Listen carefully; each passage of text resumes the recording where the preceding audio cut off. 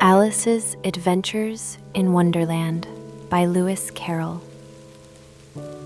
Chapter 1. Down the Rabbit Hole. Alice was beginning to get very tired of sitting by her sister on the bank and of having nothing to do. Once or twice she had peeped into the book her sister was reading, but it had no pictures or conversations in it. And what is the use of a book, thought Alice, without pictures or conversations? So she was considering in her own mind, as well as she could, for the hot day made her feel very sleepy and stupid, whether the pleasure of making a daisy chain would be worth the trouble of getting up and picking the daisies, when suddenly a white rabbit with pink eyes ran close by her.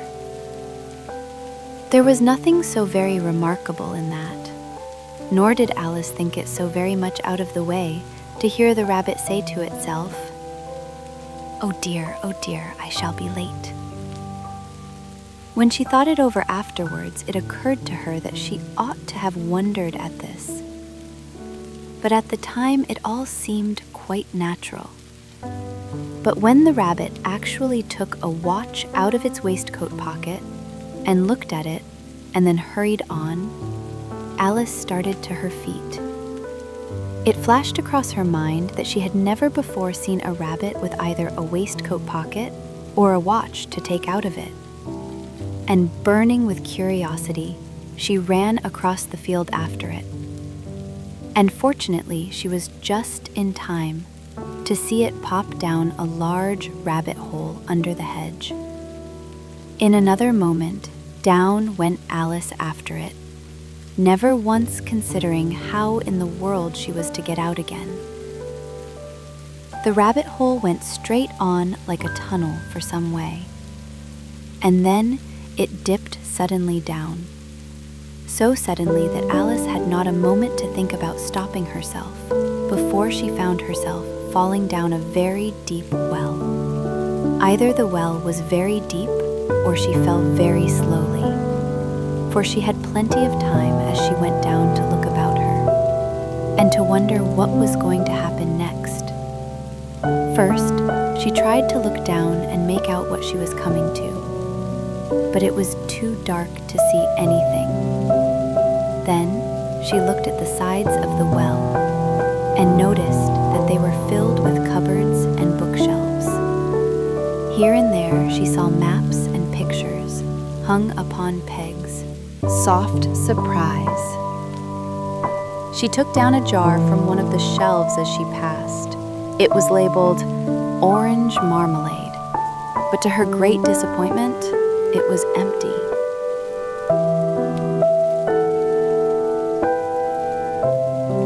She did not like to drop the jar for fear of killing somebody underneath, so she managed to put it into one of the cupboards as she fell past it. Well, thought Alice to herself, after such a fall as this, I shall think nothing of tumbling downstairs. How brave they'll all think me at home. Why, I wouldn't say anything about it, even if I fell off the top of the house. Which was very likely true. Down, down, down. Would the fall never come to an end? I wonder how many miles I've fallen by this time, she said aloud. I must be getting somewhere near the center of the earth. Let me see. That would be 4,000 miles down, I think. For, you see, Alice had learned several things of this sort in her lessons in the schoolroom, and though this was not a very good opportunity for showing off her knowledge, as there was no one to listen to her, still, it was good practice to say it over. Alice had no idea what latitude was, or longitude either, but thought they were nice, grand words to say. Presently, she began again. I wonder if I shall fall right through the earth. How funny it'll seem to come out among the people that walk with their heads downward. The antipathies, I think. But I shall have to ask them what the name of the country is, you know. Please, ma'am, is this New Zealand or Australia? And she tried to curtsy as she spoke. Fancy curtsying as you're falling through the air? Do you think you could manage it? And what an ignorant little girl she'll think me for asking. No, it'll never do to ask.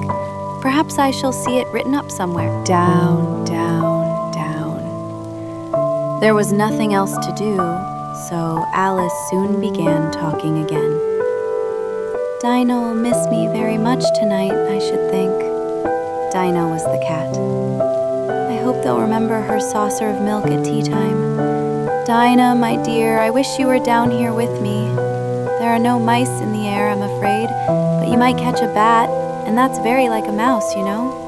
But do cats eat bats, I wonder? And here, Alice began to get rather sleepy and went on saying to herself in a dreamy sort of way, "Do cats eat bats? Do cats eat bats? And sometimes, do bats eat cats?" For you see, as she couldn't answer either question, it didn't much matter which way she put it. She felt that she was dozing off, and had just begun to dream that she was walking hand in hand with Dinah and saying to her very earnestly, "Now, Dinah, tell me the truth. Did you ever eat a bat?" When suddenly thump, thump, down she came upon a heap of sticks and dry leaves, and the fall was over. Alice was not a bit hurt, and she jumped up onto her feet in a moment. She looked up, and it was all dark overhead. Before her was another long passage, and the white rabbit was still in sight, hurrying down it. There was not a moment to be lost. Away went Alice like the wind, and she was just in time to hear it say as it turned a corner, "Oh, my ears and whiskers, how late it's getting!" She was close behind it when she turned the corner, but the rabbit was no longer to be seen. She found herself in a long, low hall, which was lit up by a row of lamps hanging from the roof. There were doors all round the hall, but they were all locked. And when Alice had been all the way down one side and up the other, trying every door, she walked sadly down the middle, wondering how she was ever to get out again. Suddenly, she came upon a little three-legged table, all made of solid glass. There was nothing on it except a tiny golden key. And Alice's first thought was that it might belong to one of the doors of the hall. But alas, either the locks were too large or the key was too small, but at any rate it would not open any of them. However, on the second time round, she came upon a low curtain she had not noticed before, and behind it was a little door about 15 inches high. She tried the little golden key in the lock, and to her great delight, it fitted. Alice opened the door and found that it led into a small passage, not much larger than a rat hole. She knelt down and looked along the passage into the loveliest garden you ever saw. How she longed to get out of that dark hall and wander about among those beds of bright flowers and those cool fountains. But she could not even get her head through the doorway.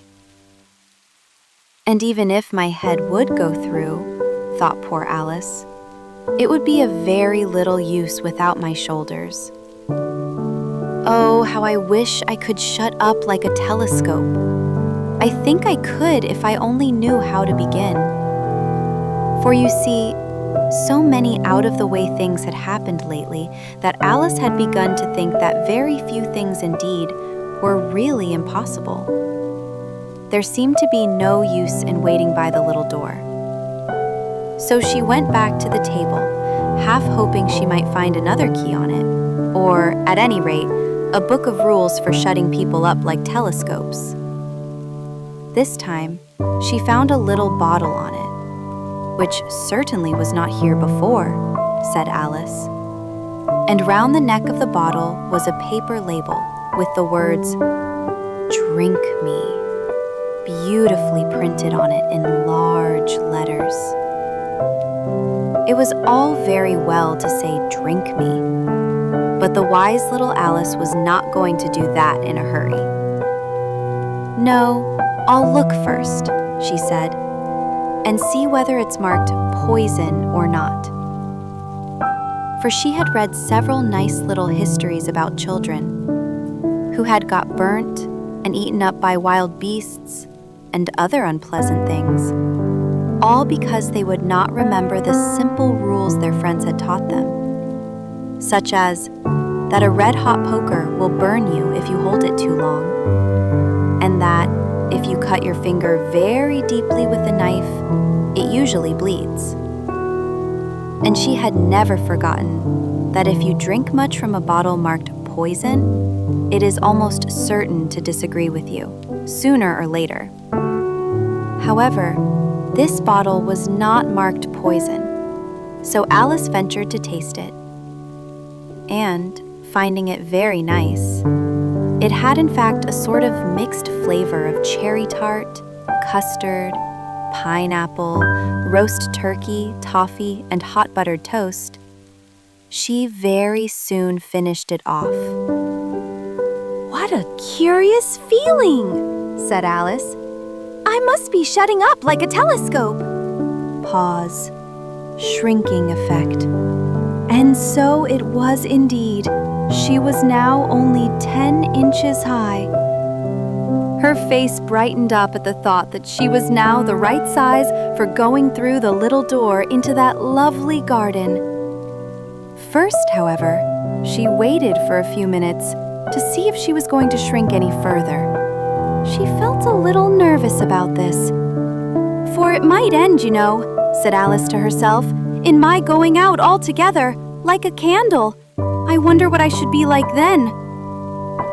And she tried to fancy what the flame of a candle is like after the candle is blown out, for she could not remember ever having seen such a thing. After a while, finding that nothing more happened, she decided on going into the garden at once. But, alas for poor Alice! When she got to the door, she found she had forgotten the little golden key. And when she went back to the table for it, she found she could not possibly reach it. She could see it quite plainly through the glass, and she tried her best to climb up one of the legs of the table, but it was too slippery. And when she had tired herself out with trying, the poor little thing sat down and cried. "Come, there's no use in crying like that," said Alice to herself, rather sharply. "I advise you to leave off this minute." She generally gave herself very good advice, though she very seldom followed it. And sometimes she scolded herself so severely as to bring tears into her eyes. And once she remembered trying to box her own ears for having cheated herself in a game of croquet she was playing against herself, for this curious child was very fond of pretending to be two people. But it's no use now, thought poor Alice, to pretend to be two people. Why, there's hardly enough of me left to make one respectable person. Soon her eye fell on a little glass box that was lying under the table. She opened it and found in it a very small cake on which the words, "Eat me," were beautifully marked in currants. "Well, I'll eat it," said Alice, "and if it makes me grow larger, I can reach the key, and if it makes me grow smaller, I can creep under the door. So either way, I'll get into the garden, and I don't care which happens." Soft curiosity, quiet anticipation. She ate a little bit and said anxiously to herself, "Which way? Which way?"